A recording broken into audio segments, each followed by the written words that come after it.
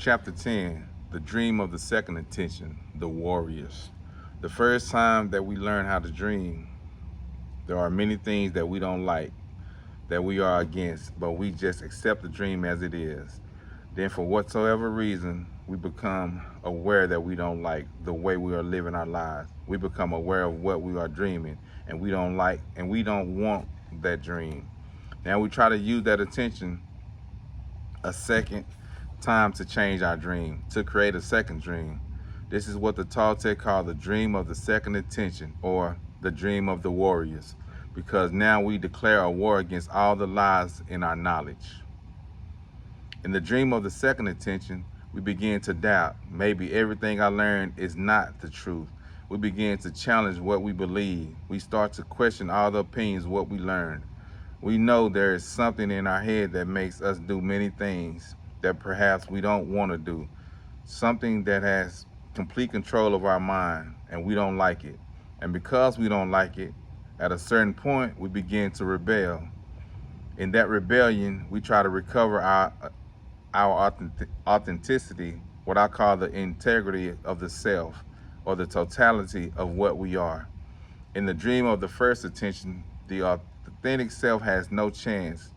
It's a complete victim. We don't rebel, we don't even try. But now we no longer want to be the victim. We try to change our world. We try to recover our personal freedom, the freedom to be who we really are, the freedom to do what we really want to do. The world of warriors is the world of trying. We try to change the world that we don't like, and we keep trying and trying and trying, and the war looks endless. In the dream of the warriors, we are in a war, but that war is not against other people. It has nothing to do with the outside dream. The whole thing is happening inside our mind. It's a war against the part of our mind that makes all the choices that guide us into a personal hell. It's a war between the authentic self and what we call the tyrant, the big judge, the book of law, the belief system. It's a war between ideas, between opinions, between beliefs. I also call it the war of the gods because all these ideas fight for dominion of the human mind. And just like the gods of antiquity, they claim a human sacrifice. Yes, the human sacrifice we offer to the gods is still happening. And even if we claim that we don't believe in human sacrifice anymore, of course, we change the name of the gods. We change the meaning of all the symbols that we call God. Perhaps we no longer believe in Apollo. We no longer believe in Zeus. We no longer believe in Osiris. But we believe in justice. We believe in liberty. We believe in democracy. These are the names of the new gods. We give our power to these symbols. We take them to the realm of the gods, and we sacrifice our lives in the name of these gods. Human sacrifice is happening all the time, all around the world, and we can see the result. We see violence, we see crime, we see jails full of people, we see war, we see the dream of hell in humanity because we believe in so many superstitions and distortion in our knowledge. Humans create wars, and we send our young to be sacrificed in those wars. Many times you don't even know what they are fighting for. We see a war of gangs in any large city. Young people sacrifice themselves and kill one another in the name of pride, in the name of profit, in the name of whatever God they believe in. They fight for their pride. They fight for the control of a piece of land. They fight for a symbol that's in their head and on their jackets, and they sacrifice themselves. From the smallest barrio to the largest nations around the planet, we see groups of people fighting and defending their gods for something that doesn't exist. The war is raging inside their heads, but the problem is that they send the war outside of themselves and kill one another. Perhaps we no longer believe in human sacrifice, but right now there are people who say, I will be the one who sacrifices. Give me a gun and I will kill as many people as I can before they kill me. And this is not a judgment, it's just the way it is. I would not say that human sacrifice is wrong.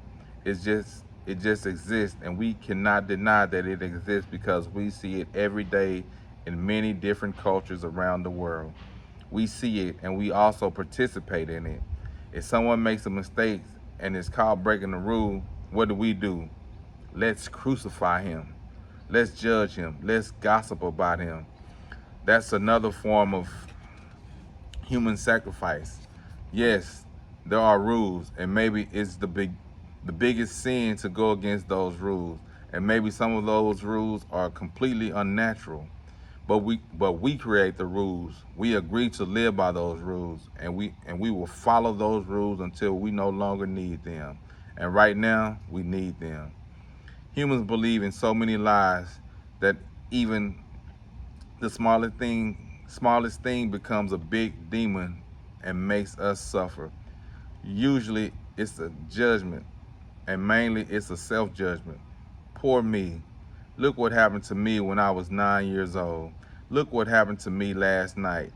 Well, whatever happened in your past is not truth anymore.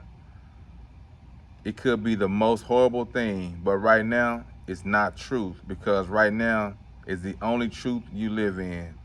Whatever happened in your past is in your virtual reality. And whatever happened to your body was healed long ago. But the mind can make you suffer and live in shame for years. Humans carry our past, our history around with us, and it's just like we're carrying a heavy corpse. For some, it's not that heavy, but for the majority of people, that corpse is very heavy. And it's not just heavy, it smells very bad. Why many of us do this is What many of us do is keep our corpse to share with the ones we love. With the powerful memory we have, we bring it to life in the present moment and relive our experiences again and again and again. Every time we remember those experiences, we punish ourselves and everybody else again and again and again. Humans are the only animals on earth who punish themselves 1,000 times or more for the same mistake, and who punish everybody else 1,000 times or more for the same mistake. How can we talk about injustice in the rest of the world when there is no justice in the world inside our own head?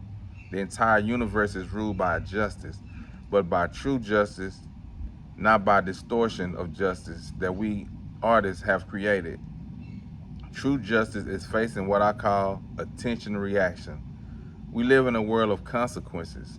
For every action, there's a reaction. True justice is to pay one time for every mistake we make. And how many times do we pay for every mistake? Obviously, this is not justice. Let's say that you're living with guilt and shame for a mistake that you made 10 years ago. The excuse for the suffering is, I made a terrible mistake. And you think you're still suffering for something that happened 10 years ago? But the truth is that you're suffering for something that happened 10 seconds ago. You judge yourself again for the same mistake. And of course, the big judge says you need to be punished. It's simple. Action, reaction. The action is self-judgment. The reaction is self-punishment in the forms of guilt and shame. All your life, you repeat the same action, hoping to have a different reaction, and it never happens. The only way to change your life is to change the action, and then the reaction will change. Can you see how? Can you see how you, knowledge, are hurting you, the human? You're thinking and judging with all those symbols that you learn. You're creating a story that's abusing the human. Whenever the human is abused, the normal reaction is anger, hate, jealousy, or any of the emotions that make us suffer. Our nervous system is a factor of emotions, and the emotions we experience depend on what we perceive. Well, we perceive our own judgments, our own belief system, our own voice of knowledge. And with the judge, the victim, and the belief system ruling our virtual mind, the emotions we generate are fear, anger, jealousy, guilt, shame. What else can we expect to create? Love? Of course not, though sometimes we do. The word is a force you cannot see, but you can see the manifestation of that force, the expression of the word, which is your own life. The way to measure the impeccability of your word is by your emotional reaction. Are you happy or are you suffering? If you're enjoying the dream or suffering your dream, it's because you're creating it that way. Yes, your parents, your religion, the schools, the government, the entire society help you to create your dream. And it's true that you never had a choice. But now you have a choice. You can create heaven or you can create hell. Remember, both are states of mind that exist within you. Do you like to be happy? Then be happy and enjoy your happiness. Do you like to suffer? Great. Then why not enjoy your suffering? If you choose to create hell, good for you. Cry, have pain, make a masterpiece of art with your pain. But if you have awareness, there is no way you are going to choose hell. You are going to choose heaven. And the way to choose heaven is by being impeccable with your word. If you're impeccable with your word, how can you judge yourself? How can you blame yourself? How can you carry guilt or shame? When you are not creating all those emotions, you feel wonderful. Now, now you smile again, and it's completely authentic. You don't have to pretend to be a certain way. You don't have to try to be what you are not. Whatever you are is what you will be in that moment. In that moment, you accept yourself just the way you are. You like yourself. You enjoy being with yourself. You no longer abuse yourself by using the symbols against yourself. That's why I have to repeat that it's so important to be aware. The tyranny of the symbol is extremely powerful. In the dream of the second attention, the warrior tries to find out how the symbols took power over the human. The whole war of the warrior is against the symbols, against our own creation. And it's not because we hate the symbols. The symbols are a masterful creation. They're our art, and it's convenient for us to, to use all those symbols to communicate. But when we give all our power to those symbols, we become powerless and we need to be rescued. We need a savior because we don't have the power to make it on our own. Then we look outside of ourselves and say, oh God, please save me. But it's not up to God or Jesus or Buddha or Moses or Muhammad or any master, shaman, or guru to save us. We can't blame them if they don't save us. Nobody can save us because nobody else is responsible for whatever happens in our virtual world. The priest, the minister, the rabbi, the shaman, or the guru cannot change our world. Our husband or our wife, our children or our friends cannot change it. No one else can change our world because the world only lives in our head. Many people say that Jesus died for us to save us from our sins. Well, it's a wonderful story, but Jesus doesn't make the choices in our lives. Instead of saving us, Jesus told us what to do. You need help? Okay, you need to follow the truth. You need to forgive, love one another. He gave us all the tools, but we say, no, I cannot forgive. I prefer to live with my emotional poison, with my pride, with my anger and my jealousy. If we are fighting with the people we love,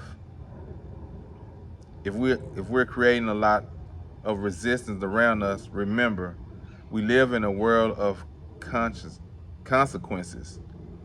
We have to let go of that first. We have to forgive because forgiveness is the only way to clear our emotional body of emotional poison. All of us have emotional poison because all of us have emotional wounds. It happens. Just as it's normal for our body to hurt when we have a cut or when we fall back and break a bone, it's normal for the emotional body to hurt because we are alive, because we are surrounded by predators. We are predators also. But there is no one to blame. It's just the way it is. If we blame, it's our emotional poison that makes us blame. Instead of blaming, we can take responsibility for our own healing. If you're waiting for someone to come and save you, well, you have to save yourself. You are your own savior, but there are teachers who give you tools to help you recover awareness and win your personal war. There are artists who can show you how to create a masterpiece of heaven with your art.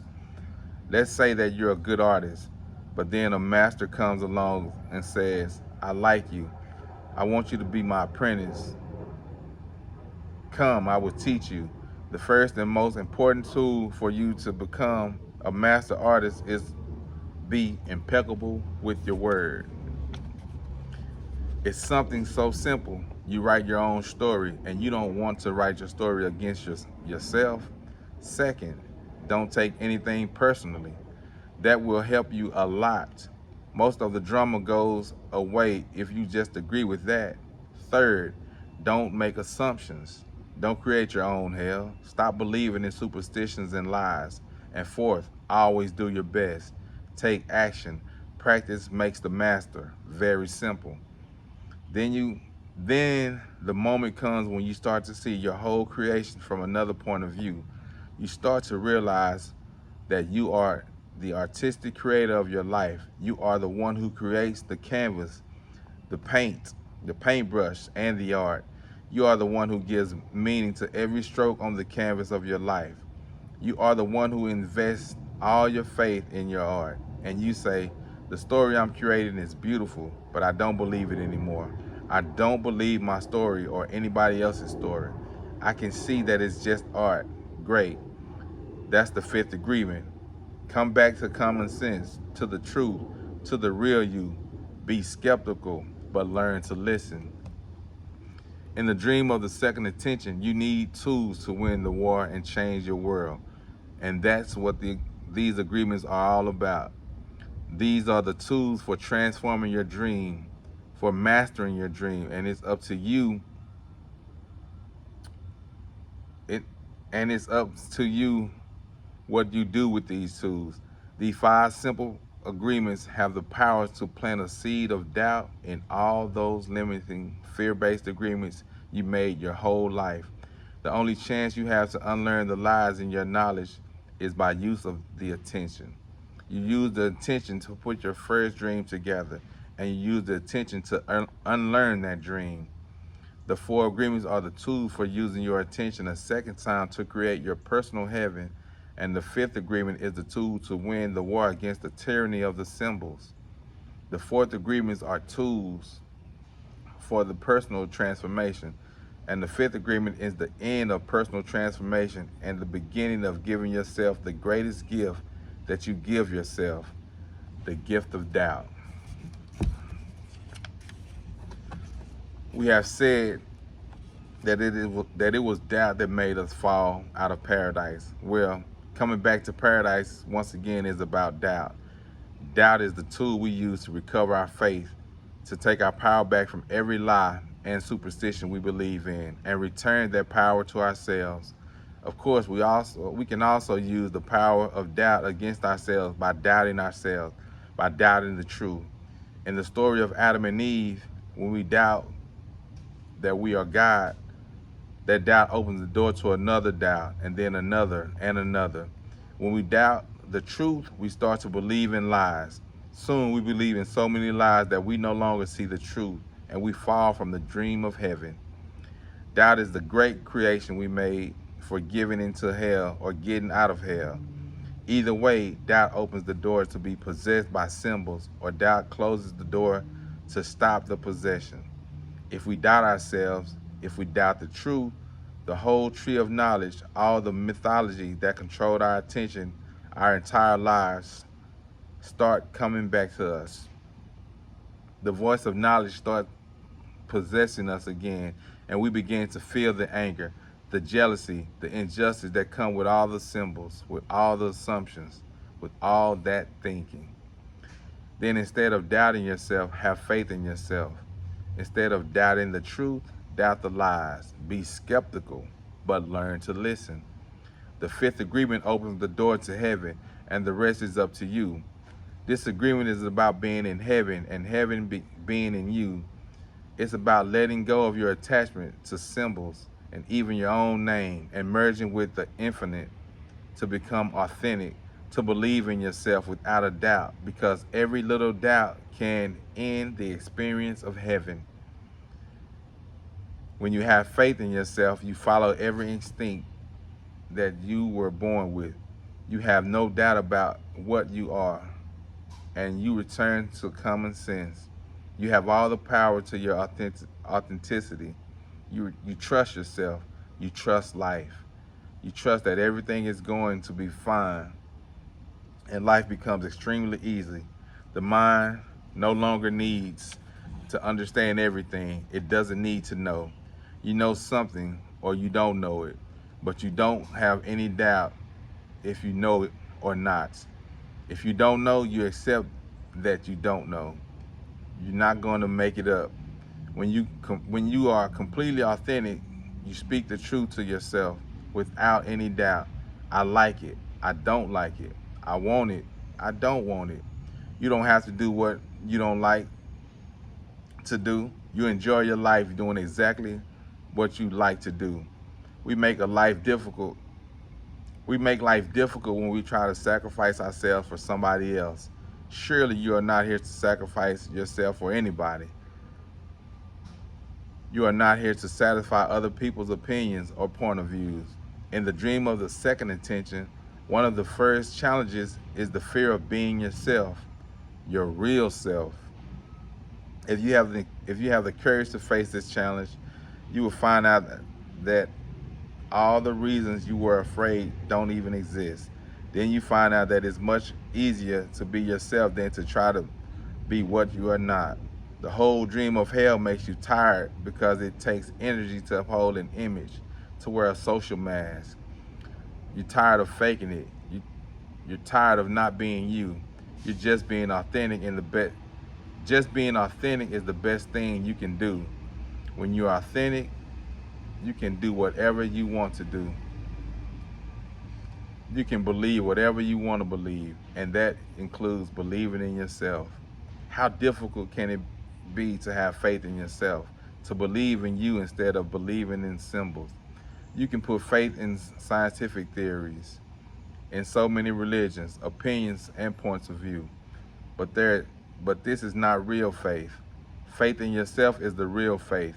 Real faith is to trust yourself unconditionally because you know what you really are, and what you really are is the truth. Once you recover awareness of what you are, the war in your head is over. It's obvious that you are the one who creates all the symbols, and because it's obvious where the power of your word comes from, the word has power, and nothing can stop the power of your word. Your word becomes impeccable, and it's impeccable because you have power over the symbols instead of symbols having power over you. Once your word is impeccable, you base every choice of your life on the truth, and you win the war against the tyrant. The words are there, ready to be used at your command, but the words only have meaning when you use them to communicate, to have a direct connection with someone. After you stop using the words, they have no meaning again. By the end of the dream of the second intention, the human form starts to break apart, and your reality changes once again. It changes because you no longer perceive the world through a rigid structure of beliefs. The war is over because your faith is not invested in lies. Even though lies still exist, you no longer believe. As you know, the truth just is. You don't have to believe the truth. You don't believe anything anymore. But you can see, and what you can see is the truth. The truth is right here. It's unique and it's perfect. Maybe not the way you interpret it, maybe not the way you use the word to gossip about yourself or to gossip about other people, but once you see the truth, who cares what other people are dreaming? It's important. It's not important what other people around you are dreaming. What's important is your own experience, to use all the tools you have to face what you believe, to see the truth, to win your personal war. You don't need to compete with anybody. You don't need to compare yourself with anybody. You just need to be what you are, to be love, be real love. Not the kind of love that possesses you and makes you believe in love. Not the love that makes you become jealous and possessive of others and push you directly in hell with all the tortures and punishments of hell.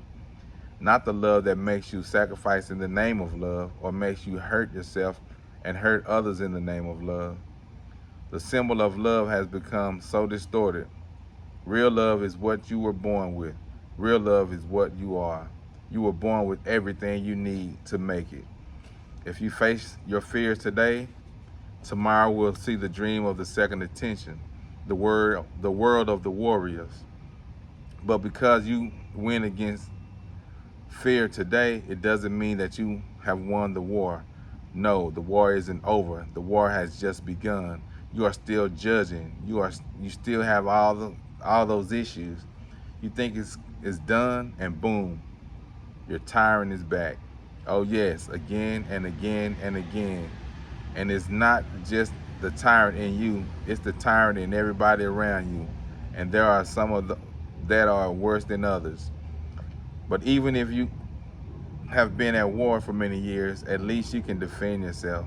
As a warrior, you may win the war or you may lose the war. But once you have awareness, you are no longer a victim. You are at war. And that's where the majority of people are right now until the war is over. In the dream of the second attention, you begin to create your personal heaven on earth. You begin to put your faith in agreements that support life, that add to your joy, to your happiness, to your freedom. But this is just one step to your evolution. There's much more than that. The moment is coming when you master awareness, which means you master the truth. And by the way, you also master transformation. You master love, intent, or faith, because by that time you believe in yourself.